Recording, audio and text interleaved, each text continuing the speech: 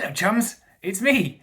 What am I doing? So this video is actually more kind of like a general kind of like update video, me update, hobby update kind of thing. The reason being is that obviously I haven't been making a large amount of content at the moment, and I kind of want to talk about why maybe you're completely uninterested in what I'm up to hobby wise, which is fine. In which case, don't watch this video. What's wrong with you?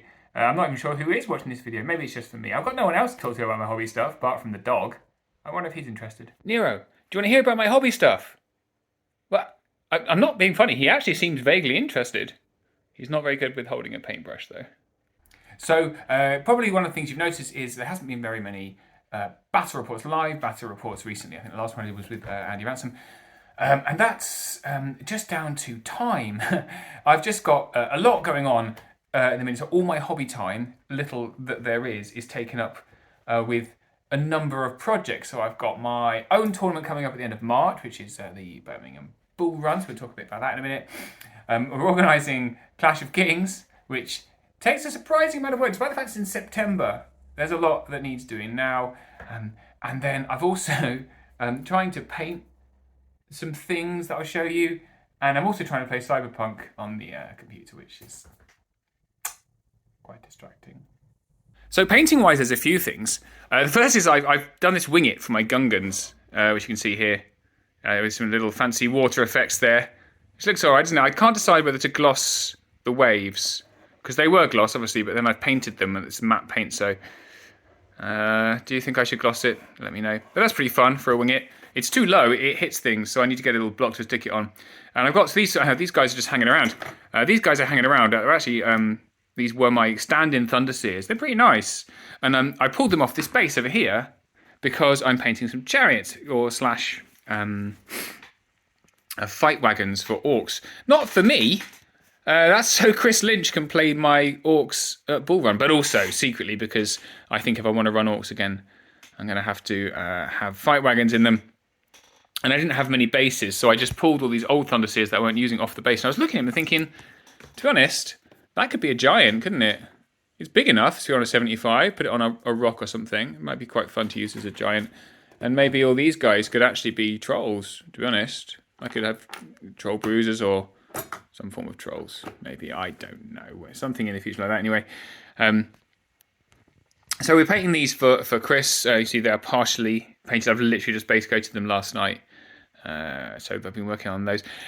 Let's talk about 3D. Before I talk about 3D printing, I also I bought some more bases, but I need to do those. I also painted some naiads for my other friend because he needed his army doing. So I really quickly knocked some naiads. I love these models. I really liked painting them. I've done a very, very basic paint of this. Is not fine work. Sorry, Chris. Chris? No, Simon. But he was quite pleased with them, so that's good. What else? I suppose I should show you what's going on in the old what's going on in the garage. All right, so this is my garage where I play all my games. This is my table, as you can see, which is currently covered with terrain because I needed more tables for Bull Run because I booked way too many people. But my garage is very damp, so nothing dries, which is very frustrating. But we've got some forest bases I've made here. These are some hedge kind of bases that these hedges are going to go on. Like yay. A bunch of hills over there, which I'm going to flock in a minute. Here's a partially undercoated orc drummer to go on the war drum, fight wagon war drum. See, they're not riff war drums, they're real orcs he's playing. Over here is my printing station, which you can see I've been printing my very stained thing, a trophy and another Goblin Whiz, which is a Gungan. Those have just cured. Yeah, 3D printing. So I chat to my friend Nick about this sometimes. About will it replace miniature gaming? And I'm kind of of the opinion that it does a bit. So Nick's very much of the opinion that it won't because it's a pain in the arse, and it is a total pain in the arse. I'll show you why. So this is my PLA printer, my plastic printer, and it's broken. I don't know why it's broken or what's wrong with it. I had to replace the nozzle. This is the old nozzle. See how knackered that is. Oh, it's the actual nozzle. They're completely screwed. So I replaced it with a shiny new one, which is here. And you can see there's some there's filament coming out of it. That's actually the leveling sensor which I've got on there to try and level it. And the reason I can't level it is because the motor won't work, and I don't know what's wrong with it, and I don't know how to fix it, and I don't have the energy or time to fix it because I'm doing everything else. So I've just been whacking out models on this, but because I'm trying to print some trophies, so here are some partially finished trophies, partially painted, which will go on a nice trophy base. I've been printing out, but to give you an idea of how much of a pain printing is, these are some of the failures. So you can see this one printed really nicely, apart from his hoof there, which means he's rubbish. These ones I printed too small. Please don't look at how dirty it is here. Yeah, so 3D printing. It's definitely a hobby in and of itself, I would say. We've also been putting together all of our terrain, not just for my tournament, with this obviously, all these boxes here, all these tubs are my tournament terrain. There's quite a few of them. I need to get some of those nice deep tubs. But this is how many trees I've got. I'm quite excited by the amount of trees I've got. Loads! And that's not even all of them, that's just the green ones. I've got snow ones, we've got a lot of stuff.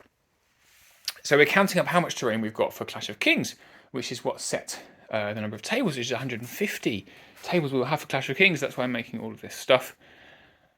We've got 75 tables worth of terrain between us as it stands, I think. Oh look, here's my stuff. You want to see my stuff? Here's my prizes. I win things sometimes. Quite proud of them. Mostly third place. Oh look, here's all my orcs. Oh, I need to look at these because I need to paint some more orcs and remember how I painted them. Okay, I remember now. How did I do the shields? That was complicated. So it's white and then black on top. Okay, got it. Haha. So there you go, that's kind of what I've been up to. It's a bit annoying that the PLA printer is broken because I was going to print off a bunch of like terrain pieces to give away as prizes, which I saw someone do in Australia or something. I thought it was really cool. And then it broke, so obviously I can't do that.